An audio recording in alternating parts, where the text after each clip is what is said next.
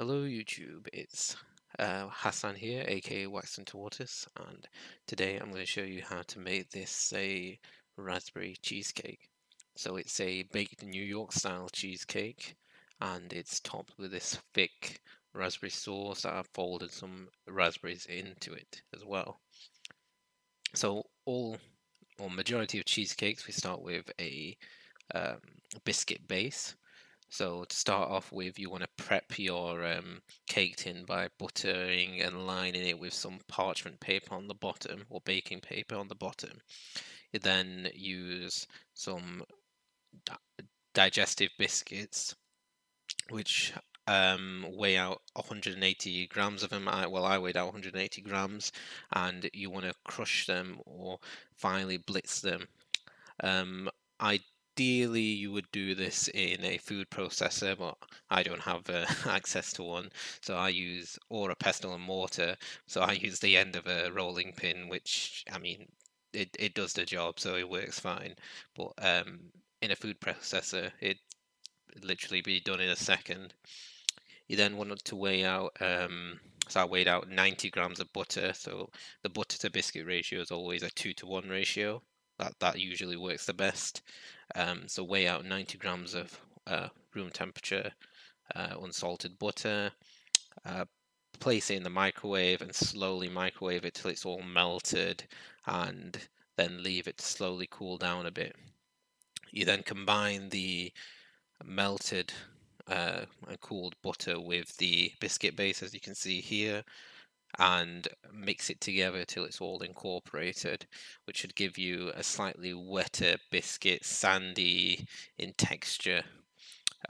This is then ready to go into the cake tin that we prepared early on.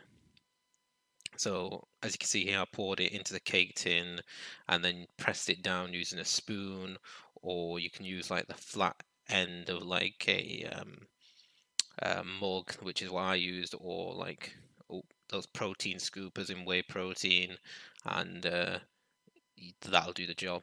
So I then place that in the oven at 175 degrees Celsius for about like 10 minutes just to bake up, and then as this is a vanilla cheesecake and I'm using a vanilla bean in this case, we want to slice the vanilla bean in half and place it all into the double cream, which we'll be using in the recipe.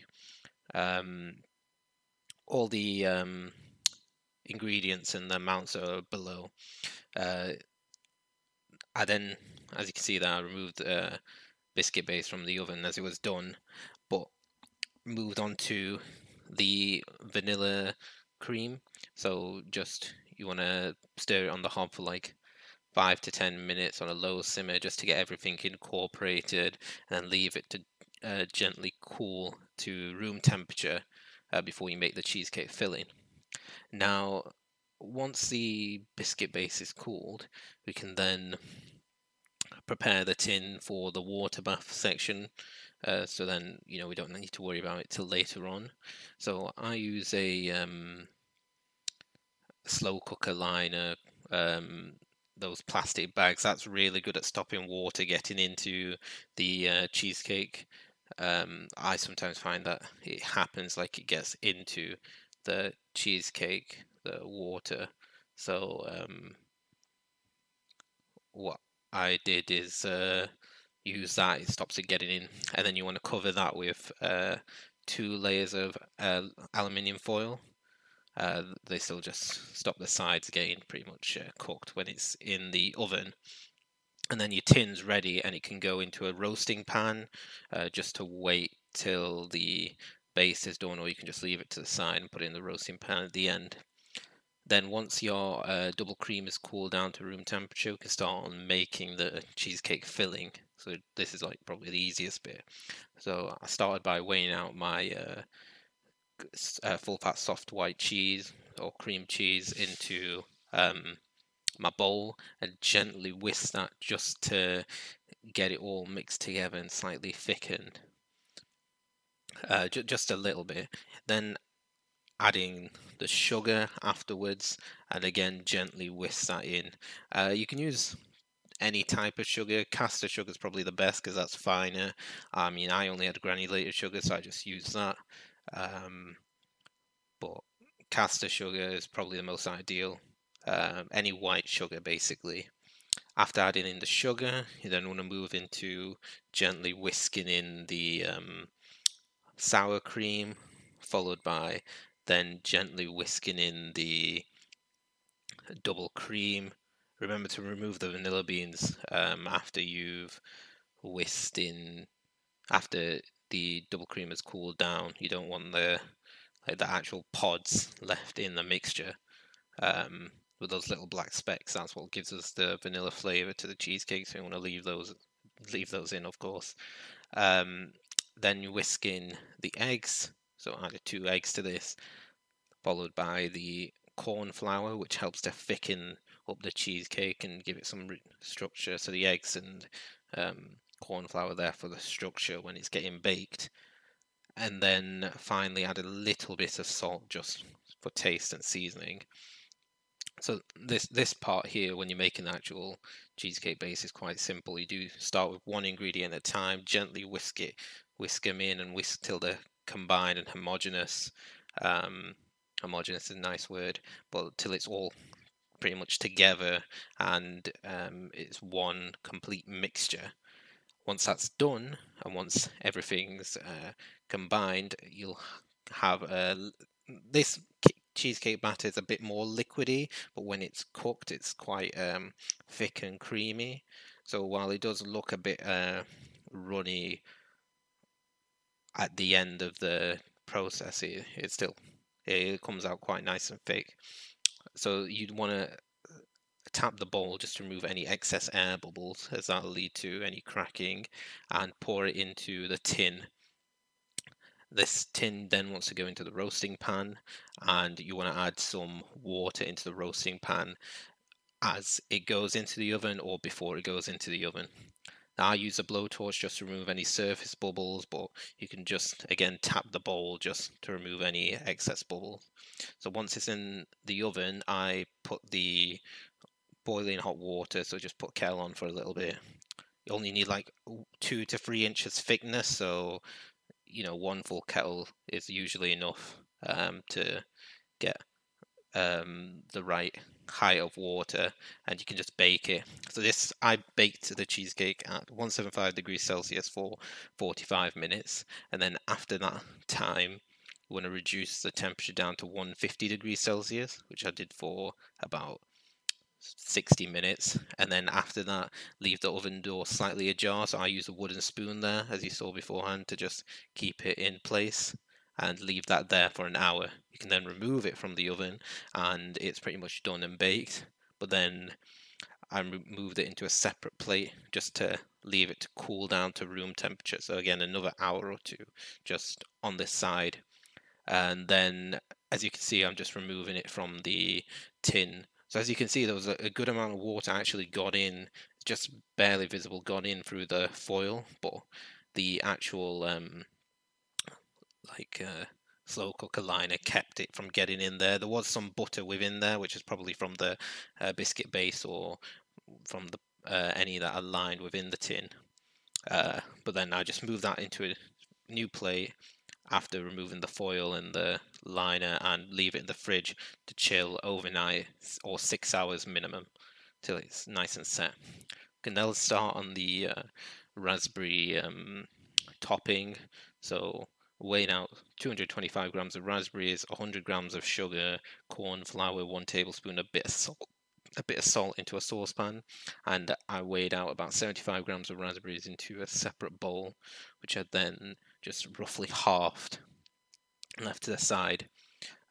So with the raspberries in the saucepan and the mixture in the saucepan, I'm going to put that on the hob for about like 10 minutes, crush up the raspberries just to make them nice and fine, and keep stirring it for about 10-15 minutes on a nice simmer or gentle boil.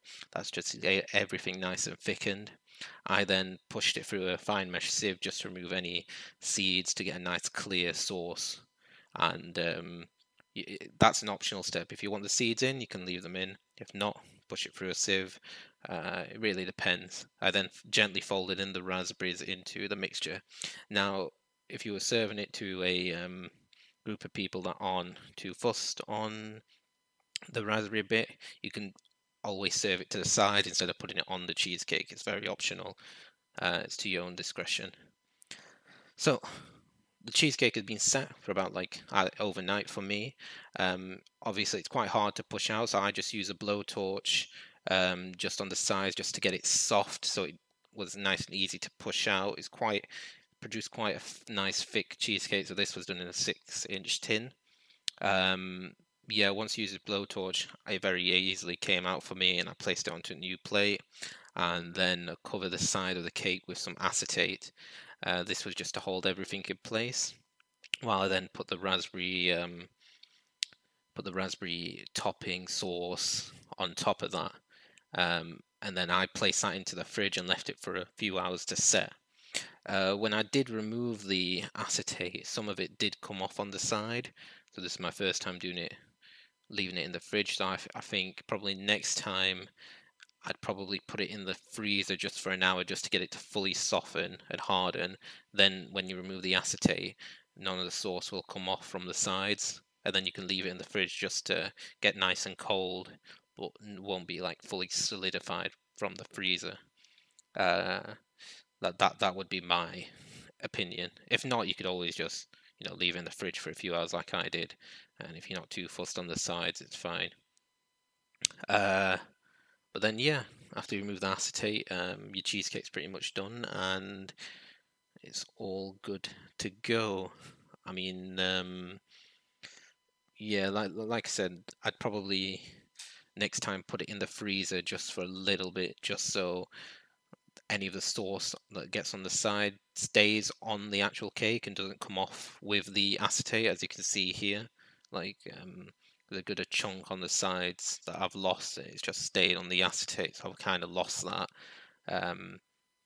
So I'd probably put it in the freezer for an hour before taking off the acetate and then leaving it to get to room temperature in the fridge before eating.